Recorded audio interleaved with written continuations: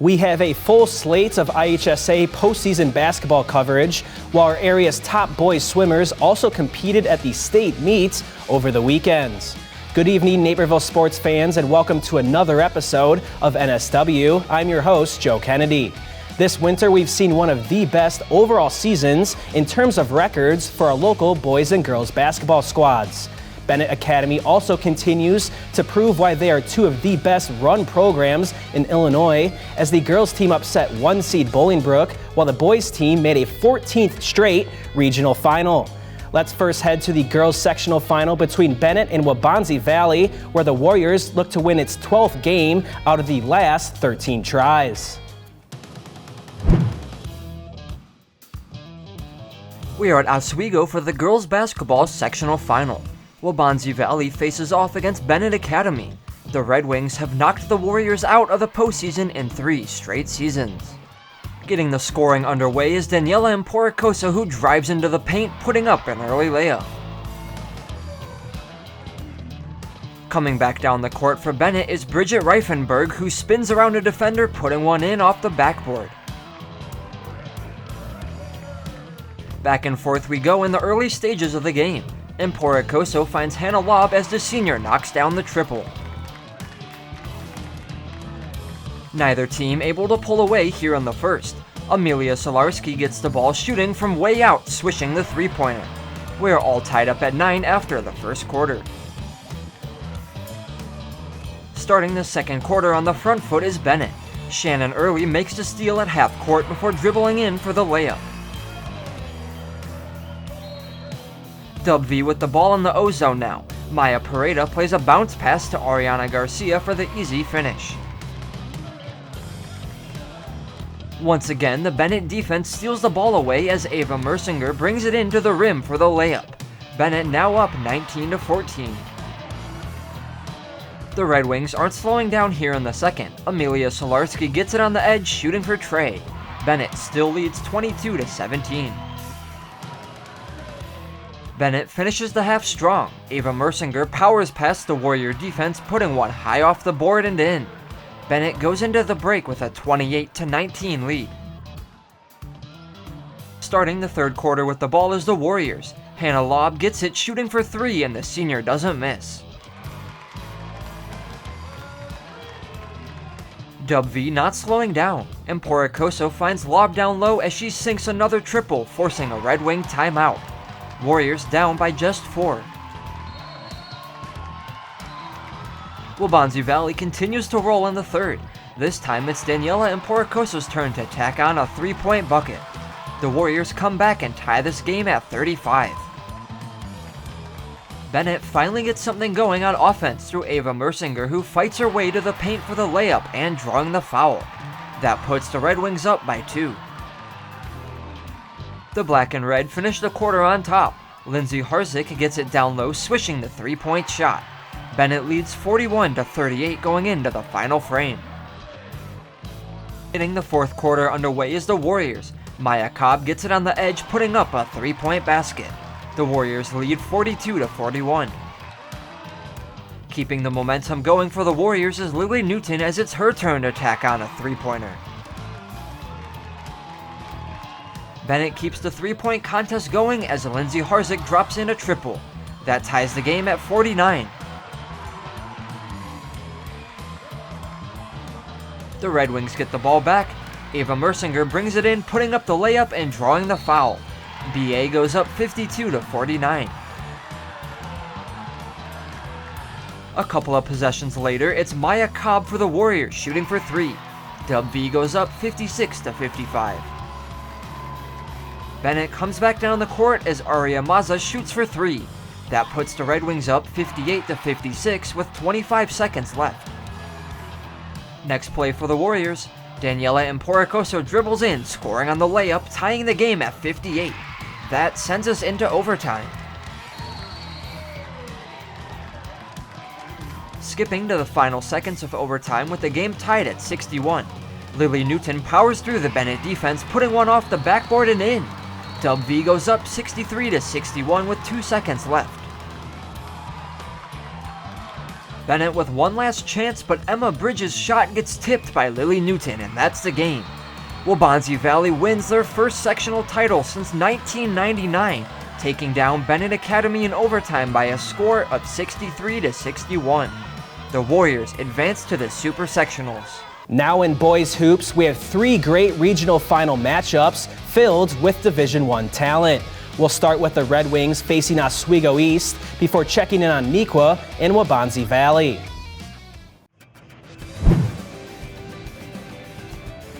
Another year, another regional final appearance for Bennett Academy as the Red Wings make their 14th straight appearance and want to continue their push back to the state series. Now they take on Oswego East and guard Javion Starwood, who brings excitement to his team and the crowd. The Wolves are in search of their 3rd straight regional plaque. Red Wings go to work right away from deep as Jaden Wright shoots the NBA range 3 to put Bennett up 8-0 early. The forecast is calling for a 100% chance of raining threes, and it's Wright again with the pump fake, takes the 3 and hits it with the foul. It's 12-3 Bennett Academy. Wolves get a quick spark with Noah Mason, who takes a 3 of his own and sinks it. Not even 5 minutes in and we got a 12-6 game. Wright gets a 3, and so does Daniel Poliakonis, who gets a nice bounce and it goes in. The high-scoring first quarter for Bennett ends with a Gabe Solarski floater that's good to beat the buzzer. Red Wings lead 20-10. Wolves begin their howl in the second quarter as Drew Wisdom tries out his mid-range and it works to perfection.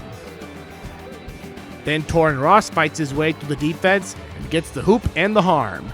Wolves start the quarter on a 7-0 run and trail 20-17. Red Wings stay up, this time at 24-22, and after a defensive stop, Wright hits the fast break button and lays it in with a foul. He definitely hit the right button on his game controller, and number 3 ends the half with, you guessed it, a buzzer beater. 29-24 BA at the break. It's raining and pouring 3 balls, and it's Poliakonis shooting and hitting another one. The Wolves keep on responding to every Red Wing swing, and Mason hits the gas and is in a one-on-one with Solarski, and he wins it with the bucket. On the other end, Solarski says, "You want to play tough? Let's play tough." He drives and lays it in with the foul. It's 42-33 Red Wings after the 3-point play. Bennett keeps on attacking the rim, and it's Colin Stack adding on to the fun, and the Red Wings stay up by double digits as we head to the 4th. OE needs to get their big man Javion Starwood involved, and I'd say this 3-point basket does the trick. They are once again back within single digits, down 49-42. They make it 50-47, but Parker Solaver adds a little bit of insurance for the Red Wings by kissing the glass. It's a 1-point game with under 2 minutes to go, and Blake Fagbemi helps the cause by scooping one in to put BA up 54-51. The Wolves show why there is no love shown on their court. Starwood can't hit the shot, but there's Andrew Wiggins getting the board and puts it back in +1. After the freebie, it's a 1-point Bennett lead. After a couple of Red Wing free throws, they lead 57-54 with over 10 seconds left. Starwood is hoping to put the team on his back, but the Red Wing defense clears it, and that's the game. Bennett Academy takes home yet another regional title after a 57-54 win, and will face top-seeded Bolingbrook in the sectional semifinal.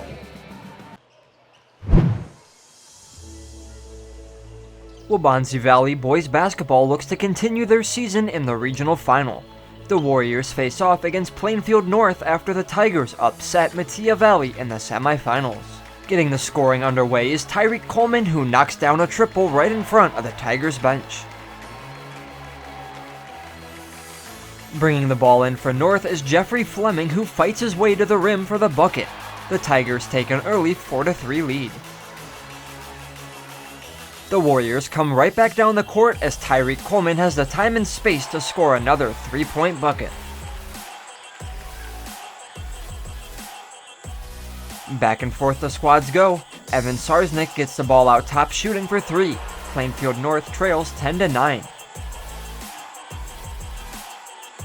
Finishing the quarter for the Warriors is Tyreek Coleman, who works around a defender for the layup. Dub V leads 16-13 after 1. The Warriors start the second with the ball. Once again, it's Tyreek Coleman with the time and space as he knocks down another triple. Coleman with 13 points already in this one. A couple of plays later, Trey Blissett works his way into the paint, putting one off the backboard and in. That would be the last of the scoring in the half. Warriors up 26-19 at halftime. Opening up the third quarter hot is the Warriors. Ryan Morton gets it down low shooting for Trey. Warriors now up by 10. Plainfield North looking for a triple now, but that's not good. But picking up the rebound is Jeffrey Fleming, who scores his 20th point of the game. Tigers still trail 31-23. The hot hand on the night for the Warriors is Tyreek Coleman, who drives to the rim as the ball just trickles in. Dub V leads by 12.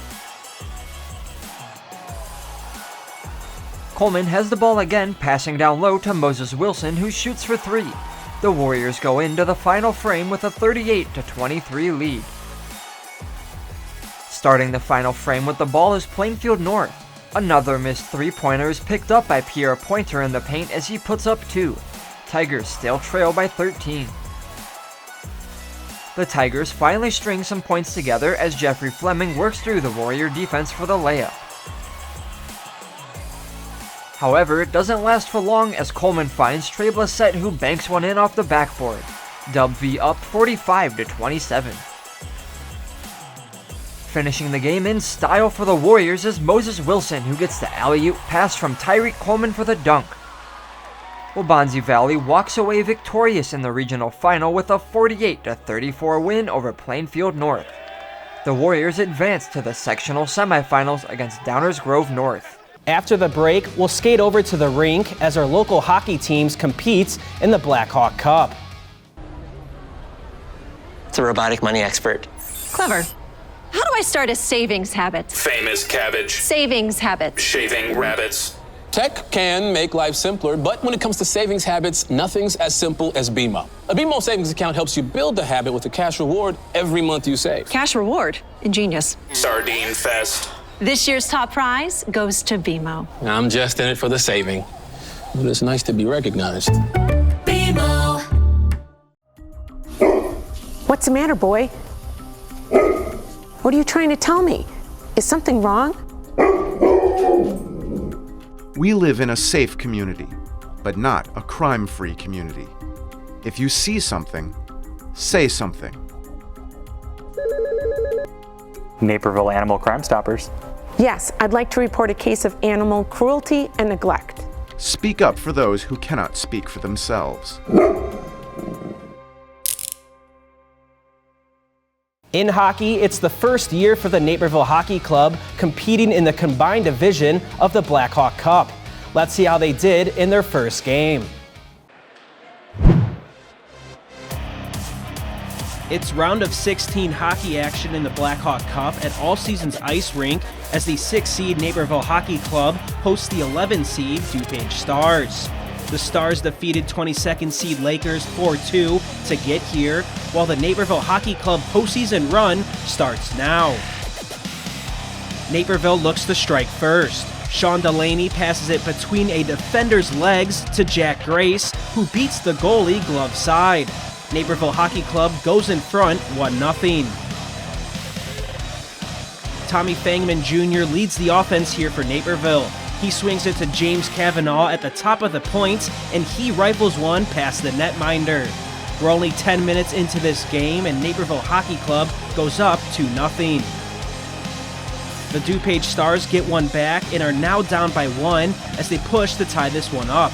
Jackson O'Hara goes towards the crease and Matis Norkis takes a shot, but Naperville goalie Jack Hauk is there for the save. Naperville leads 2-1 after the first period. Under 8 minutes to go in the second period, and Weston Matthew goes along the boards and finds Pellegrino Pescatore backdoor, but Hauk steps up big again for Naperville.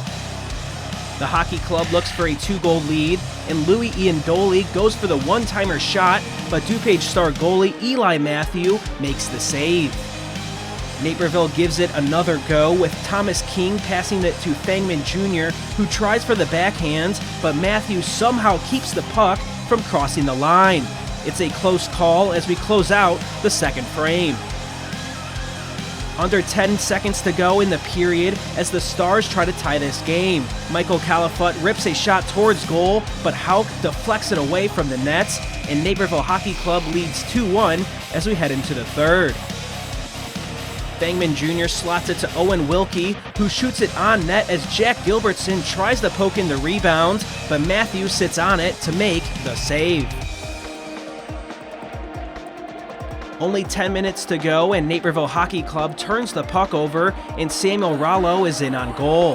He dekes out Hauk and scores, and just like that, we're all tied at 2. DuPage now pushes to take its first lead. Dominic Rollo battles with some Naperville defenders and takes a shot towards the goal. Hauk scoops this one up for one of his 29 saves on the night.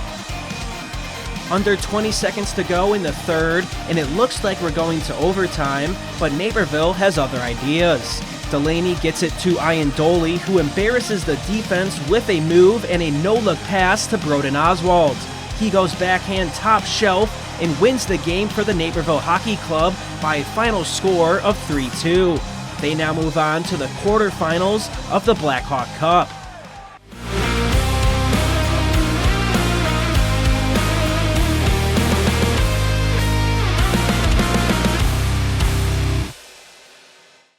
Let's go to Oswego High School for our girls' play of the week as Lily Newton wins the sectional championship for Waubonsie Valley.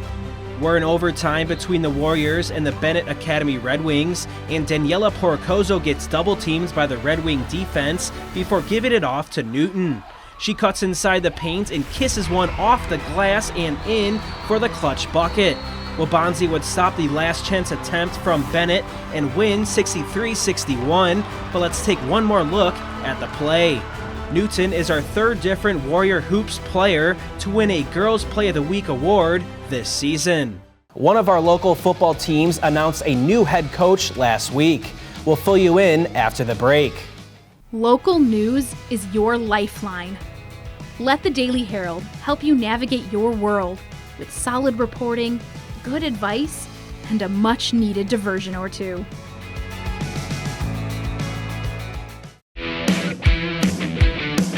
Do you want all the most exciting highlights from your student-athlete's high school career? Relive all your favorite stories and moments from the past few seasons of Naperville Sports Weekly by purchasing digital downloads. Visit nctv17.org/shop to order today. Once a postseason mainstay, Waubonsie Valley football has not made the playoffs since 2018. The Warriors recently turned to a familiar name in the Naperville football scene to get the green and gold back to their winning ways. Patrick Cotto has more on Adam Puchalowski taking over as head coach at Waubonsie. It's a school that is really primed to grow, right? And you know, they got better this year. And like I said, there is so much potential there. Getting the opportunity to meet Principal Stipp and Athletic Director Chris Nebbs, and you know, there's a connection there. That is the voice of new Waubonsie Valley football coach Adam Puchalowski, who is taking over as the 5th head coach of the Warrior program following the departure of Tom Baumgartner after 4 seasons. Originally from Wisconsin, Pooch, as he's commonly known, first came to North Central College in 2005 to play football for the Cardinals under legendary coach John Thorne. After 4 years as the starting punter for NCC and 7 seasons as an assistant coach under Thorne, he entered the high school ranks as an assistant at Naperville Central in 2017. His familiarity with the local football scene makes Waubonsie Valley, a conference rival for the Red Hawks, a perfect fit for his first head coaching position. Waubonsie was always a place that I had circled. And the reason I had it circled is, you know, I felt like it was a place that had athletes in the building. When you're looking at opportunities, right, you look at places that have athletes in the building that you think, you know, with, you know, the right culture and the right procedure put forth, we could really grow that into something, right, and put a product on the field that looks a little like football. Coach Pooch worked on the defensive side of the ball for his entire coaching career, working with the defensive backs at NCC and the defensive ends and outside linebackers at Naperville Central. That experience helped him become the defensive coordinator for the Redhawks later on. Last season, he oversaw a DVC champion Central defense take the ball away at least one time in 7 of the team's 11 games and held 6 opponents to 2 scores or less. Being on the defensive side of the ball, you get to learn a lot about offense. And then a really close friend of mine is Brad Spencer. He's head football coach over at North Central. And, he helps keep that offense going along with Eric Studeman, who I played football with in college. And having access to those resources is always beneficial, because then I can lean on them and learn from them and reach out to them when I want to talk offensive football. After years of consistent success, including an 8A state semifinal appearance in 2015, the Waubonsie Valley football team hit a speed bump after the retirement of longtime head coach Paul Murphy after the 2019 season. Over the past 4 seasons, the Warriors went 8-24, but 4 of those wins came last fall as the Green and Gold were just 1 win shy of a playoff spot. Puchalowski was able to meet the current varsity players last week during his introductory and knows the process will take time before the team's first game in August. What we want to be able to do is look at our players and see what is going to be the best fit for them, and then how do we need to adjust as coaches to make sure what we're doing is the best fit for the players that we have. Rather than just trying to take our players and fit them into what we do, I think we need to be a little bit more adaptive in choosing what we do based on what we have. Despite the improvement in 2023, Coach Pooch will already have a challenge ahead of him after the Warriors graduated a large senior class. That next man up mentality will be pivotal as the Warriors will face teams from the Southwest Suburban Conference following a merger with the DVC that starts in 2024. The fall will be full of new opportunities, and Pooch is excited to take the field in his first go-around to lead a program with the hope of helping a proud Waubonsie football program get back to its winning ways. Just looking, we're finalizing summer schedules, getting everything prepped for the summer. I can't wait to get started in June and get rolling through June, July, August, and then hopefully we can put something on the field that looks a little like football. For Naperville Sports Weekly, I'm Patrick Cotto. Let's dive into the pool and bool at the IHSA Boys Swimming State Meets as one Wildcat swimmer hopes to make it back-to-back state titles. Then we'll see the Red Hawk wrestling team make history. It's a robotic money expert. Clever. How do I start a savings habit? Famous cabbage. Savings habit. Shaving rabbits. Tech can make life simpler, but when it comes to savings habits, nothing's as simple as BMO. A BMO savings account helps you build a habit with a cash reward every month you save. Cash reward. Ingenious. Sardine fest. This year's top prize goes to BMO. I'm just in it for the saving, but it's nice to be recognized. BMO.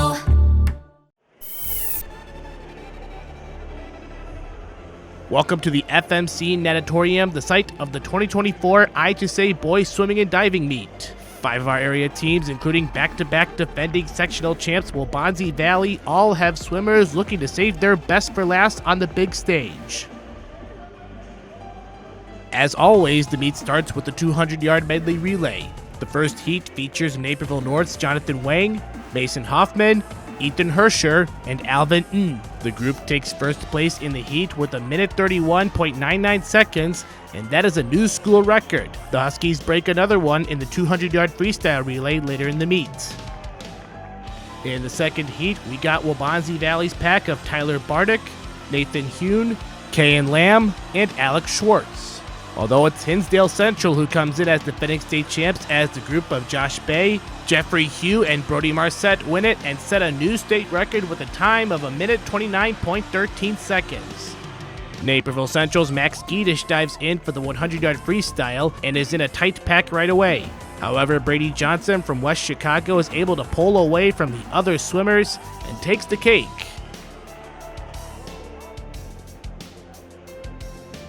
To the longest race of the day, the 500-yard freestyle. The race features defending state champ Alex Parkinson for Neuqua Valley. Throughout the race, it was him and Oswego East Chase Mayer battling it out, and in the end, Parkinson has enough fuel and is a back-to-back state champion in the 500-yard freestyle. What a way for Parkinson to end his high school career before swimming at South Dakota. In the 100-yard backstroke, Johnson is at it again with a strong performance. However, he has to battle Schomburg's Simon Mikowski, and Johnson is able to escape by the skin of his teeth with a time of 46.82 seconds. Tyler Bardick for Waubonsie finishes in 5th. Final race is the 400-yard freestyle relay, and Waubonsie Valley has a shot to finish 3rd as they trail behind St. Ignatius. No relay group for the Wolfpack, so the door is wide open for the Warrior bunch of Bardick, Luke Martins, John Ball, and Sam Lohman. They finished 7th, and that's all they needed to do because Waubonsie Valley walks out capturing the 3rd place state trophy. The Naperville Central Redhawks are back in the IHSA Team Wrestling Sectional for a 2nd straight year after capturing the East Aurora Regional. Standing in their way is the host Downers Grove South, who comes in after winning their own regional. A win for the Mustangs puts them in the state series for the first time in program history. At the 190 match, Jacob Smethers gets off to a good start, nabbing 2 points on Matt Lepasic. Although Lepasic turns it around, runs up the score on his opponent, and takes a 10-6 decision to tie the match at 3. Nico Bistero comes to the rescue, getting a single-leg takedown on Mac Peel. Bistero won the previous matchup in the individual sectional and gets a 2-for-1 postseason special with a 7-5 win. The next match is the heavyweight with Will Urbeck turning Jacoby Spraggins on his back and holds him down long enough for the fall. That win puts the Redhawks up 15-3. At 120 pounds, Ty Martin goes to work right away on Harris Kellier. Martin's theme is takedown and bull riding, and he wins by tech fall 19-3 after showing no love on the mat. Then the Redhawks activate pin mode with CJ Bierman locking down Jordan Christian Holly in the 138-pound match. Same thing at 144 with Hagen Taylor holding on for dear life against Nick Spirik and completes the mission after the official taps the mat. The Mustangs show late effort with TJ Johnson getting a fall on Yusuf Sikander at 150 pounds, and then a couple of matches later, Connor Kelly pins Nick Olvera in the 165 bout. Overall, it's the Redhawks with a solid outing, and that punches their ticket to the state series for the first time since 2012.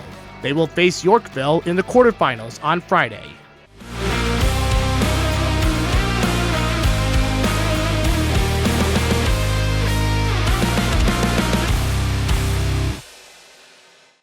We're at All Seasons Ice Rink as Naperville Hockey Club scores in the final seconds of the Blackhawk Cup to defeat the DuPage Stars.